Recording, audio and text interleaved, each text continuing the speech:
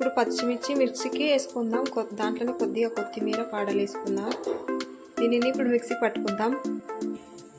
ఈ విధంగా మిక్సీకి వేసి పెట్టుకోవాలి. హై ఫ్రెండ్స్, తోటకూర ఫ్రై చేసుకోవడం. ముందుగా ఆయిల్ పోసుకోవాలి.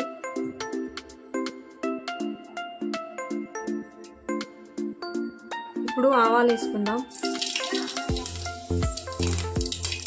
ముందుగా కట్ చేసి పెట్టుకున్న ఆనియన్స్ వేసుకోవాలి.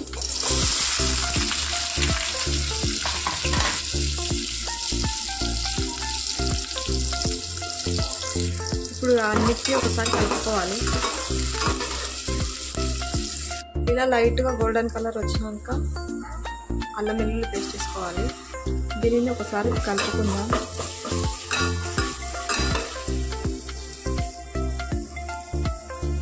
మిక్సీకి పట్టుకున్న గ్రేవీని వేసుకుందాం. కొద్దిగా పసుపు వేసుకుందాం.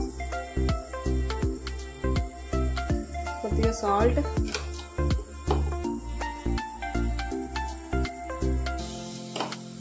ఇప్పుడు అన్నిటినీ కలుపుకోవాలి.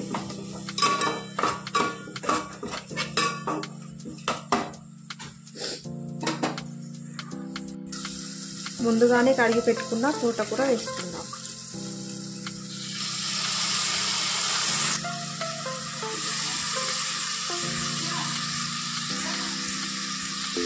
ఇప్పుడు దీంట్లోకి కొద్దిగా ఎర్రపప్పు వేసుకుందాం.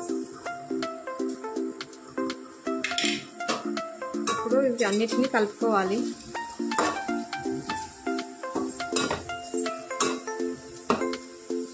ఇలా కలుపుకున్న తర్వాత మూత పెట్టేసుకుందాం. ఒకసారి మూత తీసి చూద్దాం.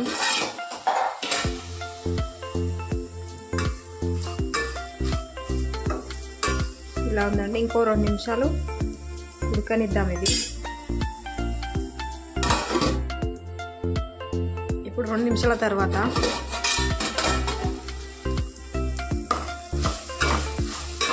ఇంతే అండి తోటకూర